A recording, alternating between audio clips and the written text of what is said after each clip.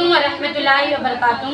तमाम इस्लामी भाई बहनों से हमारी गुजारिश है, तहे दिल से हम आपसे गुजारिश करते हैं कि जितना मुमकिन हो सकता है आप जितनी भी कोशिश कर सकते हैं सोशल मीडिया के जरिए आप आवाज़ें फैला सकते हैं। जितना भी आप लोग कर सकते हो आप लोग अपनी आवाज़ों को पहुंचाएं, कोई भी पीछे ना हटे, अपने कदमों को पीछे ना करें और अपने पैरों पर खड़े हुए अपनी आवाज़ को उठाएं। अपने ईमान का खौफ कीजिए, इस्लाम का खौफ कीजिए, अल्लाह उसके रसूल की मोहब्बत के लिए सही। आज हमारे मुफ्ती सलमान अजहरी साहब को जेल की हिरासत में उनको कैद करके रखा गया है और क्या कह रहे हैं कि उनको यहाँ से गुजरात लेकर जाएंगे और गुजरात में जाकर उनका करेंगे जो करना है। ऐसा बिल्कुल नहीं होने वाला। हजरत मुफ्ती सलमान अजहरी साहब को उन लोगों को छोड़ना ही पड़ेगा और वो लोग जो ये कह रहे हैं कि यहाँ से चले जाओ, भीड़ कम कर दो, हम हमारे हिसाब से देखेंगे, तो तमाम मुसलमान भाइयों से और बहनों से हमारी गुजारिश है कि कोई अपने पैरों को पीछे ना करे और कोई भी पीछे ना हटे। जहाँ जैसे जो खड़ा है वो उसी तरीके से वहाँ खड़ा रहे और उसी तरीके से आवाजें लगाता रहे और कैसे भी कर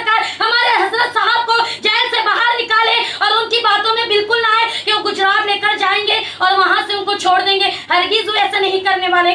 जब मीरा रोड में हुआ, जो कुछ भी मीरा रोड में करा गया, तब इन लोगों ने यही कहा था हमारे मुसलमान लोगों से और उनके घर वालों से कहा था कि आप अपने अपने घरों में चले जाएं, यहाँ भीड़ ना जमा करें, यहाँ कोई भी खड़ा ना हो, हम हमारे हिसाब से कार्रवाई करेंगे, हमारे हिसाब से हम करेंगे, हम आपके सपोर्ट में हैं, हम आपके साथ में हैं। आज भी हमारे भाई जेल की सलाखों के पीछे बैठे हुए, उन लोगों ने कुछ नहीं किया, हम आपके साथ हैं, हम आपका साथ दे रहे हैं, हम आपके सपोर्ट में हैं। इतना कह रहे हैं वो, बस इतना उनका बोलना है। वो इस वजह से बोल रहे हैं ताकि मुसलमान शांत बैठ जाए, ताकि मुसलमान शांत बैठ जाए और वो खामोश हो जाए और मुसलमान सब्र करे। वो इस तरीके से कर और ऐसी हरकतें कर मुसलमान को बहका रहे। और अगर इतना ही इंसाफ था और कानून इतना ही सही था तो आज मीरा रोड वाले जेल में क्यों बैठे?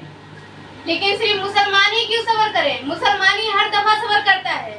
आज मीरा रोड वाले जेल में क्यों बैठे? हमें बताएं ना, हमें बताएं। उस तारीख को ही कहा गया था कि हम कार्रवाई करेंगे, हम छोड़ देंगे, तो क्यों अभी तक ना छोड़ा?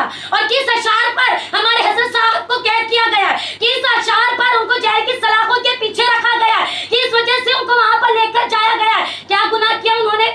जो इस्लाम में बात है और जो उम्मत तक बात पहुंचानी है, बस उन्होंने अपना काम किया।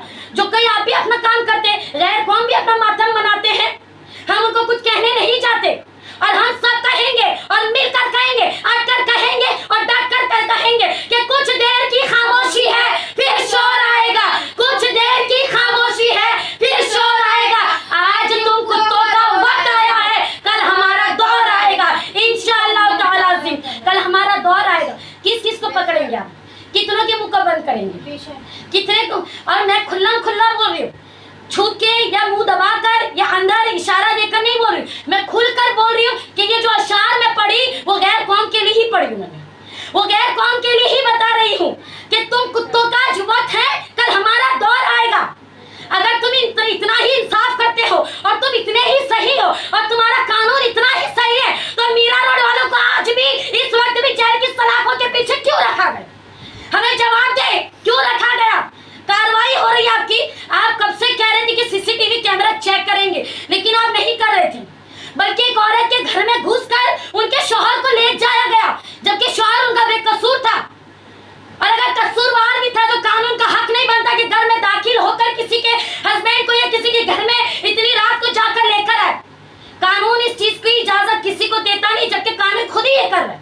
तो कानून किस हिसाब से सिखा रहा है, किस हिसाब से वो मोटिवेट कर रहे हैं लोगों को? अब कानून सिर्फ हम मुसलमानों के लिए क्यों है? जी, हर किसी के लिए है, हर किसी के लिए। किसी का साथ देना होगा।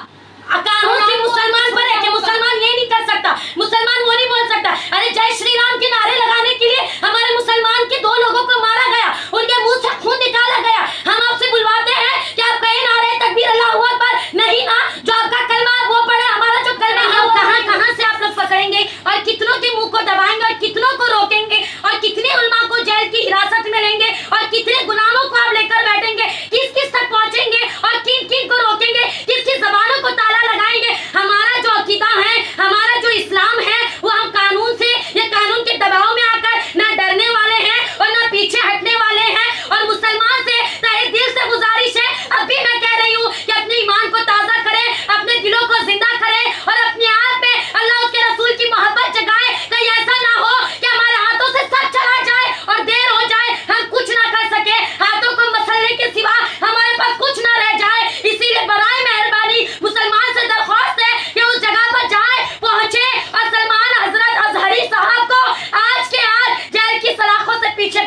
संभाल के रहें। छोड़ना ही पड़ेगा।